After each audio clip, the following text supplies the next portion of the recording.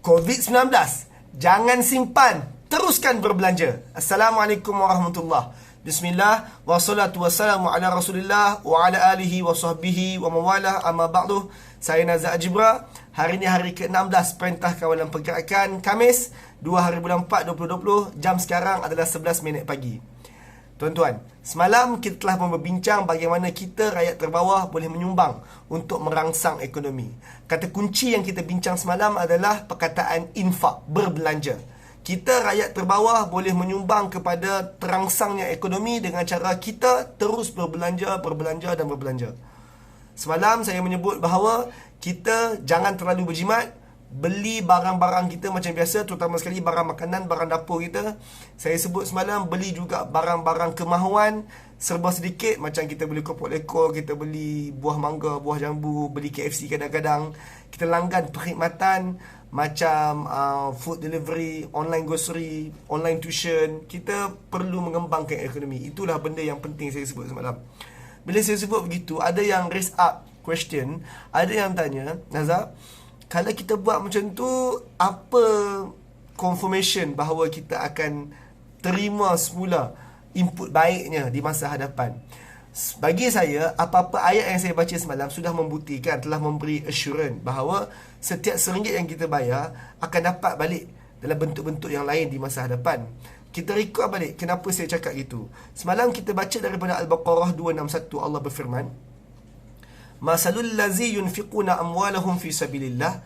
Orang-orang yang menginfakkan harta, yang berbelanjakan harta mereka di jalan Allah, kamasalil habbatin anbatat sab'ana sanabil. Mereka ni macam orang yang tanam biji benih. Setiap biji benih tu tumbuh 7 tangkai. Fi kullin sunbulatin mi'atan habbah. Dan di setiap tangkai tersebut ada pula 100 biji benih baru. Wallahu yudha'ifu liman yasha'. Dan Allah menggandakan, berlipat kali ganda kepada siapa yang dia nak. Wallahu wasi' alim. Allah ni maha luas, Allah ni maha tahu. Itu yang kita bincang semalam.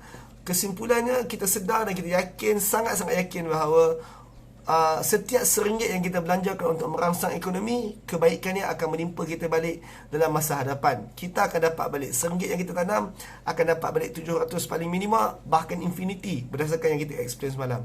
Dan bagi saya, ayat tu sudah lebih daripada cukup pun untuk kita menenangkan diri, untuk kita terus berbelanja. Cuma ada orang kata, Nazar, aku boleh tak kalau aku nak simpan juga? Aku nak juga simpan, aku nak juga sangat berjimat. Sebab kita tak tahu masa depan, kan? Okey, kalaulah positive assurance macam semalam, macam semalam Allah memberi jaminan secara positif. Kalaulah positive assurance macam tu, kita macam tak boleh terima dan masih tak tenang juga. Maka hari ni jom kita tadabbur isu-isu yang isu yang sama, cuma kali ni kita fokus kepada larangan untuk menyimpan. Hari ni kita akan fokus 3 surah, iaitu surah Al-Ma'arij, surah Al-Humazah, surah Al-Lail, dan juga beberapa petikan hadis dan juga surah-surah yang lain. Tuan-tuan, semalam juga saya ada quote satu lagi ayat, yang mana dalam surah Al-Baqarah 219 Allah berkata, Yas'alunaka madza yunfiqun. Mereka tanya engkau Muhammad, mereka nak infak apa? Qul, jawab, afwa. Al-afwa, belanjalah semua yang berlebihan tersebut. Sekarang tuan-tuan, tanya diri sendiri, arahannya berbelanja afwa, berbelanja yang lebih-lebih. Bila Allah memerintahkan agar kita berbelanja semua lebihan harta kita, terutama sekali di waktu konflik, di waktu gawat macam ni, tanyalah diri sendiri, adakah arahan tersebut berbunyi wajib ataupun sunat? Tidakkah tuan-tuan merasakan bahawa arahan tersebut berbunyi wajib? Kerana Allah berkata, belanjakan semua afwa, semua yang berlebihan dari harta kamu, supaya ekonomi berkembang. Kalau tuan-tuan masih lagi macam tak boleh nak terima ayat tersebut menyuruh tuan-tuan berbelanja, masih lagi ingin untuk menyimpan, maka jom kita semak apa yang Allah sebut dalam surah Al-Ma'arij. Surah Al-Ma'arij temanya adalah tebusan daripada neraka. Bagaimana kita menembus diri kita daripada masuk neraka. Satu ayat bermula dengan ayat 15. Jom kita semak. Ayat 15 ke atas Allah sebut, Innaha lazanazza'atin lisyawa. Sesungguhnya ia adalah ayat ni merujuk kepada neraka. Sesungguhnya ia laza, menjulang-julang, nazza'at lisyawa, menyiat-niat kulit kepala. Dia akan siat kulit kepala. Tad'uman, neraka yang menjulang, yang siat kulit kepala ni akan memanggil. Dia panggil siapa? Man adbar wa tawalla, siapa yang membelakangi dan siapa yang berpaling. Wa jama'a fa'a'a, dan orang yang kumpul hanya untuk simpan. Saya rasa walaupun macam seolah-olah ada fill in the blank kat situ, saya sangat yakin ramai orang akan faham bahawa tad'u man adbar wa tawalla wa jama'a fa'a'a, neraka akan memanggil siapa-siapa yang membelakangi dan berpaling, yang kumpul hanya untuk simpan. Ayat ni sebenarnya bercakap tentang perangai manusia yang mengumpul harta hanya untuk simpan. Mereka membelakangi untuk berbelanja, mereka berpaling untuk berbelanja, untuk infak. Semalam saya sudah sebut, infak adalah menggunakan harta kita untuk kelangsungan orang lain. Sama ada dengan cara sedekah, dengan cara membeli belah, dengan cara memberi hadiah, dengan cara apa sahajalah yang saya bincang semalam. Tapi yang pentingnya, di dalam ayat ni Allah kata neraka memanggil untuk disiap kulit kepala orang-orang macam ni. Siapa? Orang yang membelakangi untuk berbelanja, orang yang berpaling untuk berbelanja, orang yang kumpul harta dan dia hanya kumpul untuk simpan. Jadi tidakkah tuan-tuan mendengar ayat ini seperti Allah melarang, bahkan sangat melarang untuk menyimpan harta? Secara berterus terangnya, ya, memang Tuhan membencinya. Terutama sekali apabila dalam harta kita tersebut ada bahagian orang lain, yang mana orang lain memerlukan harta kita untuk ekonomi mereka bergerak dan berkembang. Tuan-tuan, dalam kitab tafsir Ibnu Katsir ada membawa riwayat daripada Hasan Al-Basri.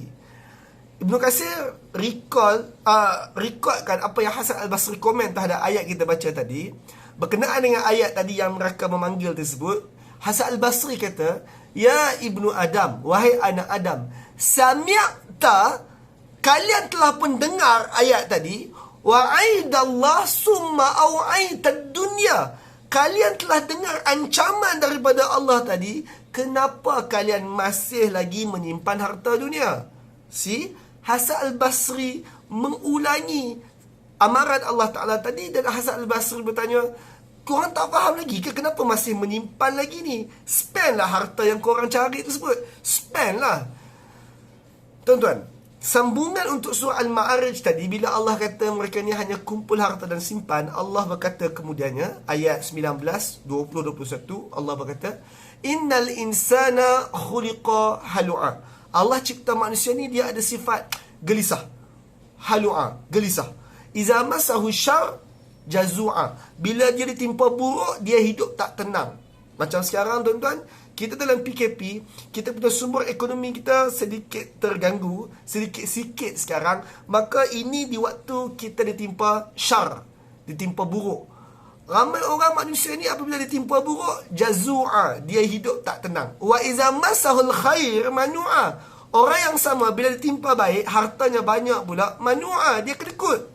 Ini penting tuan-tuan. Adakah kita dalam PKP ni dalam keadaan yang buruk ataupun baik?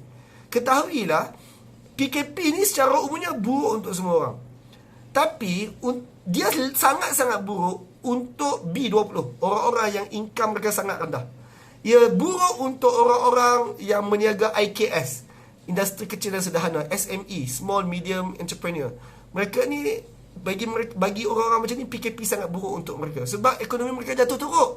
Tapi tuan-tuan, untuk orang-orang yang kategori M40, T20, mereka ni sebenarnya, ya, mereka terjejas, tapi tidaklah sampai PKP ini merosakkan terus struktur ekonomi mereka. Mereka bukan tak ada simpanan selama ni, dan mereka bukanlah terus terputus income. Untuk T20 yang begini, dan juga untuk M40 yang seperti ni, yang M40 yang tak ada macam ni, tak payah dah terasa kan. Tapi untuk M40 yang ada harta untuk dibelanjakan, maka jadi tanggungjawab kita untuk berbelanja. Allah kata bila ditimpa baik, ya, kita, sebahagian daripada kita yang M40 dan T20 ni, meskipun dalam keadaan PKP, kita masih ada simpanan, kita masih lagi ada harta untuk dibelanjakan. Sebahagian tuan-tuan gaji masih dapat meskipun tak pergi kerja sekarang ni. Maka Allah kata, manusia ni bila ditimpa baik yang macam tu, manu'a, kedekut. Tuhan tak suka. Neraka akan memanggil-manggil orang yang begini. Tuan-tuan, tadi Allah sebut fajama'a fa'a'a, orang yang kumpul harta hanya untuk simpan. Orang yang bila ditimpa baik, dia ada harta sikit, dia kedekut. Tuhan membencinya. Sekarang saya ingin bertanya, kenapa dalam waktu PKP ini, Tuan-tuan mungkin terputus sedikit bekalan tuan-tuan, tapi tuan-tuan masih ada harta sekarang. Kenapa tuan-tuan nak menyimpan? Why? Kenapa nak menyimpan? Saya tahu ramai orang akan jawab dia berjimat sekarang, menyimpan sekarang sebab dia tak tahu masa depan nanti dia jadi macam mana. Betul? Kalau kita tak menyimpan, kita tak tahu masa depan kita jadi macam mana. Ketahuilah tuan-tuan, tuan-tuan menyimpan ataupun tidak menyimpan, tuan-tuan tetap tak tahu masa depan jadi macam mana. Tuan-tuan tetap tak tahu. Tapi yang pastinya adalah begini. Kalau tuan-tuan menyimpan, kalau tuan-tuan berbelanja, tuan-tuan merangsang ekonomi. Yang tu kita confirm. Kalau tuan-tuan berbelanja, tuan-tuan merangsang ekonomi. Kalau tuan-tuan simpan, tuan-tuan tidak menyumbang untuk merangsang ekonomi tersebut. Dan Allah akan bertanya, kenapa tuan-tuan tidak merangsang ekonomi tersebut? Kenapa tuan-tuan menyimpan? Adakah tuan-tuan rasa tuan-tuan menyimpan harta tuan-tuan di saat PKP ini akan menyebabkan tuan-tuan bertambah kaya daripada orang lain? Adakah tuan-tuan rasa dengan menyimpan harta ini maka tuan-tuan akan hidup lebih selesa sepanjang PKP ini kalau dia take time selama setahun? Maka tuan-tuan, lihat apa yang Rasulullah bersabda. Hadis riwayat Bukhari. Rasulullah bersabda, "Lau anna la ibni Adam wadiyan min dhahab." Kalaulah anak Adam ni dia dapat harta satu lembah penuh emas. Kalau satu lembah penuh emas, kalau tuan-tuan menyimpan sampaikan seluruh lembah tu penuh dengan harta tuan-tuan, ahabba an yakuna lahu wadiyan, dia akan berharap agar dia dapat dua lembah. Ini masalah orang menyimpan. Orang menyimpan akan sentiasa merasakan rezeki dia tak cukup, ataupun penyimpanan dia tak cukup. Tuan-tuan, saya bukan larang tuan-tuan menyimpan langsung. Semalam saya telah tegaskan, jangan terlalu berjimat. Maksudnya, jimat boleh, cuma jangan terlalu berjimat. Simpan harta boleh, cuma jangan terlalu menyimpan. Bila perlu guna. Bila lihat ada orang memerlukan bantuan kita, maka bantu. Jangan terlalu simpan, jangan makan seorang. Perangai manusia yang tidak mahu membelanja ini sebenarnya dia ingin harta itu hanya berlegar dalam poket dia sahaja. Dengar elok-elok, menyimpan harta tidak membantu kita dan tidak membantu orang lain. Sebaliknya, berbelanja harta membantu kita dan membantu orang lain. Di akhir hadis tersebut Nabi berkata, walan yamla'a fa innahu ila turab. Tidak ada apa yang akan memenuhi keinginan dia melainkan tanah sahaja. Tunggu mati sahaja kita akan berhenti menyimpan ni. Anak Adam, kenapa masih simpan? Nak tunggu sampai penuh lembah ke harta kita? Kalau penuh lembah pun kita tak akan cukup. Kita akan terus menyimpan juga nanti. Allah kata jangan spend. Tuan-tuan, harta yang kita guna itu kita telah menikmati harta tersebut. Tapi harta yang kita simpan, minta maaf, kita langsung tak menikmati harta tersebut. Kenapa tuan-tuan menyimpan? Adakah tuan-tuan rasa masa depan tuan-tuan bergantung kepada harta yang tuan-tuan simpan tersebut? Ramai orang anggap begitu. Ramai orang anggap masa depan dia akan lebih baik dan cerah bergantung kepada apa yang dia simpan sekarang. Betul ke fahaman begitu? Pertama sekali tuan-tuan, kita orang beriman kepada qada dan qadar. Beberapa video lepas saya dah bincang isu beriman kepada qada dan qadar ni. Selaku orang yang beriman kepada qada dan qadar, sangat salah untuk tuan-tuan menganggap bahawa dengan tuan-tuan menyimpan banyak, masa depan tuan-tuan akan lebih terjamin. Sangat salah. Kerana tuan-tuan mengatakan bahawa seolah-olah tuan-tuan memegang masa depan tuan-tuan dengan cara tuan-tuan ada menyimpan harta sekarang. Semak apa Allah sebut dalam surah Al-Humazah ayat 2, 3 dan 4. Ayat 2 Allah berkata, allazi jama'a malan wa addadah. Orang-orang yang kumpul harta wa addadah, untuk kira. Tuan-tuan, mengumpul harta satu hal, kedua mengira-ngira harta. Ramai orang yang sekarang ini, terutama waktu PKP, mereka kumpul harta mereka, sikit-sikit buka My Bank to You, sikit-sikit buka My Bank to You. Bukan buka untuk apa? Untuk check berapa lagi baki. Berapa banyak dah aku simpan. Berapa lagi baki? Cukup lagi RM5,000, cukup lagi RM10,000. Tuan-tuan, kalau ada RM5,000, RM6,000, RM10,000 dalam bank sewaktu PKP sekarang, buat apa simpan? Spend lah untuk ekonomi itu bergerak. Spend. Saya tak masukkan kalau tuan-tuan ada RM1,000, kalau tuan-tuan ada RM1,000, tuan-tuan ada RM500, tuan-tuan sangat berjimat, saya faham. Tapi kalau dalam bank tuan-tuan ada RM6,000, RM7,000, RM8,000, RM10,000, RM11,000, berbelas-belas ribu, berpuluh-puluh ribu, buat apa menyimpan lagi? Spend lah macam biasa, ekonomi akan berkembang. Orang-orang yang seperti ini, Allah telah menganugerahkan berpuluh ribu, berbelas ribu kepada mereka dalam bank. Sekaranglah masa untuk keluarkan, dan sekaranglah untuk masa untuk membelanja. Allah kata kenapa simpan lagi? Allazi jama'a mala wa addadah. Orang-orang yang kumpul harta hanya untuk kira dan kira. Dia tak suka kiraan dia tu kurang daripada harta dia sekarang. Dia suka simpan untuk nilai dia meroket, tapi dia tak suka mengambil daripada harta tersebut untuk digunakan sendiri. Tuhan membencinya. Allah tanya, yahsabu annama lahu akhladah. Dia sangka bahawa harta dia boleh buat dia kekal. Dia sangka bahawa dengan dia menyimpan harta, maka hidup masa depan dia boleh kekal. Dia ingat kata masa depan dia boleh sustain dengan apa yang dia simpan sekarang. Tuhan membencinya. Ayat 4 Allah berkata, kalla. Tak betul. Kalla, sama sekali tak. Allah ribank. Allah menafikanlah, senang. Saya takut saya silap pronounce. Ribank. Allah Ta'ala tidak bersetuju dengan statement tersebut. Allah Ta'ala tak suka allazi jama'a malan wa adada. Allah Ta'ala tak suka orang yang kumpul harta hanya untuk kira. Yahsabu annama lahu akhladah. Tuhan tak suka orang yang menganggap harta dia akan menyebabkan dia kekal di masa depan. Dia anggap masa depan dia akan stabil di masa depan dengan harta yang dia simpan. Tuhan tak suka. Di hujung sambungan untuk surah Al-Humazah tersebut, Tuhan mengancam orang-orang ini dengan neraka, dengan hutamah, dengan neraka. Dalam hadis riwayat Muslim, Rasulullah bersabda, hadis yang terkenal dan pendek, ma naqasat sadaqah min mal. Tidaklah sedekah mengurangkan harta. Tuan-tuan, semalam saya dah bincang, kita berbelanja sewaktu PKP, sewaktu ekonomi gawat adalah fisabilillah, satu bentuk sedekah kita. Maka Allah berkata, Nabi berkata, ma naqasat sadaqah min mal. Sedekah tidak mengurangkan harta. Go ahead, belanjalah, jangan simpan. Tuhan membenci simpan tersebut. Satu lagi hadis daripada Nabi. Dalam riwayat Bukhari, Rasulullah bersabda, anfiqi wala tuhsi. Berbelanja, jangan kamu teragak-agak. Nak belanja, tak mau. Nak beli, tak mau. Nak beli, tak mau. Jangan macam tu, beli terus. Jangan fikir banyak sangat. Fayuhsillah alaika. Berbelanja, jangan teragak-agak. Nanti Allah pun teragak-agak nak beri kepada kamu. Wala tu'i fayu'i Allah alaik. Jangan kamu tahan harta kamu, nanti Allah pun tahan daripada dia belanja kat atas kamu balik. Tuan-tuan, dalam bank tuan-tuan ada berapa sekarang ni yang tuan-tuan tahan tak mau guna tersebut? Sekarang dengar sini ya. Kalau tuan-tuan ada lebihan RM1,000 dan tuan-tuan simpan, tak mau guna lebihan RM1,000 tersebut, beritahu saya, kenapa Allah perlu beri ekstra lagi 1,000? Kalau tuan-tuan sudah ada 1,000 lebihan dan tuan-tuan simpan tak mau guna, apa perlu untuk Allah beri tambahan lagi 1,000? Tapi tuan-tuan, kalau Tuhan memberi tuan-tuan lebihan 1,000, tuan-tuan berbelanja lebihan 1,000 itu untuk masyarakat, untuk mengembangkan ekonomi, untuk merangsang ekonomi, adalah sebab untuk Allah menambah lagi 1,000 tersebut.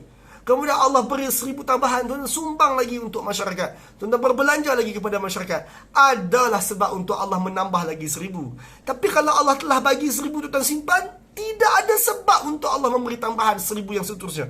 Tidak ada sebab. Anfiqi wala tuhsi fayuhsi Allah alaik. Belanja, jangan teragak-agak. Allah teragak-agak juga untuk belanja ke atas kamu. Wala tu'i fayu'i Allah alaik. Jangan kamu tahan harta kamu daripada berbelanja, takut Allah tahan pula harta untuk kamu sampai nanti. Tuan-tuan, Allah uji kita, lihat sama ada kita mampu untuk spend harta dia ataupun tidak. Maka tuan-tuan, spendlah. Ramai orang-orang di luar sana memerlukan harta kita untuk kita belanjakan.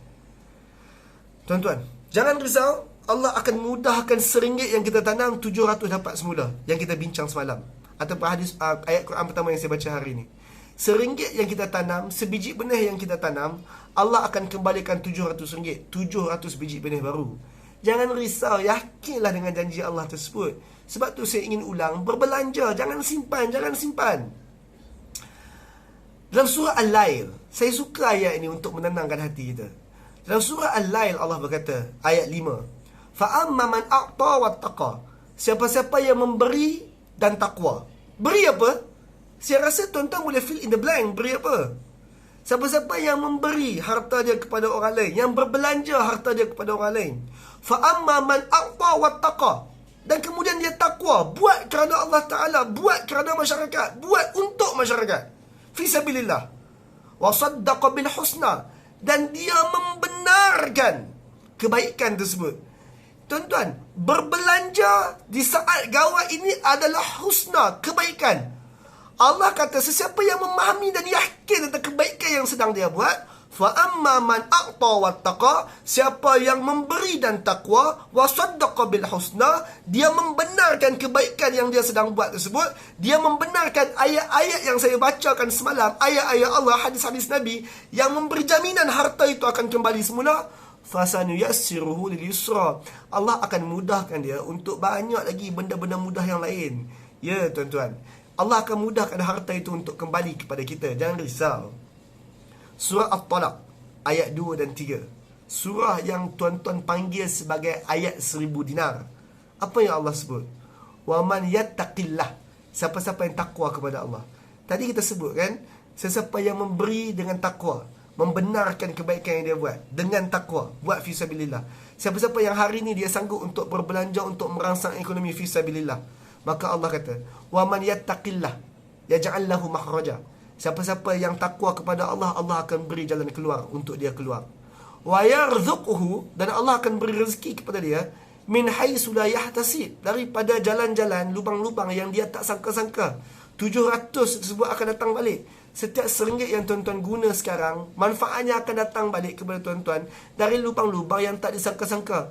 Kalau tuan-tuan ada lebihan 1000 tuan-tuan simpan, dia tak akan datang balik. Tapi kalau tuan-tuan ada lebihan 1000, tuan-tuan berbelanja, tuan-tuan menyumbang untuk masyarakat, nanti tuan-tuan 1000, 2000, 3000 tu akan datang balik daripada lubang-lubang yang kita tak sangka-sangka. Maka tuan-tuan, mesej semalam sangat mudah. Mesej semalam adalah apa saja harta yang kita ada, infak, belanjakan, jangan simpan. Mesej hari ini pun sangat mudah. Jangan simpan, jangan simpan. Berbelanja, Tuhan membenci kita menyimpan harta di saat ramai orang lain memerlukan harta kita. Berbelanjalah tuan-tuan, Allah akan mengembalikan lebih baik daripada apa yang kita belanjakan tersebut. Bila saya sebut berbelanja, saya ingin ingatkan di sini, perkataan infak, berbelanja, bukanlah memberi percuma wang itu kepada orang lain. Tidak. Berbelanja, infak, sama ada tuan-tuan membayar zakat, itu infak. Tuan-tuan sedekah, itu infak. Tuan-tuan membayar nafkah kepada anak isteri, menyuap mereka dengan makanan, itu infak. Tuan-tuan membeli belah meskipun tuan-tuan tak perlu membeli tersebut. Tuan-tuan hanya membeli kerana ingin membantu sahabat kita, saudara kita tersebut. Tuan-tuan, itu juga infak. Maka tuan-tuan, saya galakkan tuan-tuan, hari ini, esok, lusa dan seterusnya, sepanjang kita PKP, sepanjang ekonomi gawat ini, teruskan berbelanja agar aliran ekonomi kita berlangsung, agar ringgit kita digunakan, agar setiap orang ada ringgit di dalam poketnya, agar mereka boleh hidup dan mereka boleh membantu menyuap mulut-mulut, perut-perut yang berada di bawah tanggungan mereka. Jangan simpan tuan-tuan. Kita menyimpan, ada saudara kita yang lapar, maka tuan-tuan berbelanjalah. Semoga saudara kita itu boleh mengenyangkan perutnya dan mengenyangkan beberapa perut di bawah tanggungannya. Tuan-tuan, saya ingin menyeru tuan-tuan untuk sama-sama kita teruskan menyumbang meskipun sekadar RM10 semampu mungkin ke tabung bantuan bencana negara, Bank Muamalat. Nombor akaunnya ada dekat description video ini. Tuan-tuan, ayuh kita menyumbang, Allah akan menggantinya semula. Wallahu alam. Kita jumpa di pukul siang akan datang. Assalamualaikum warahmatullahi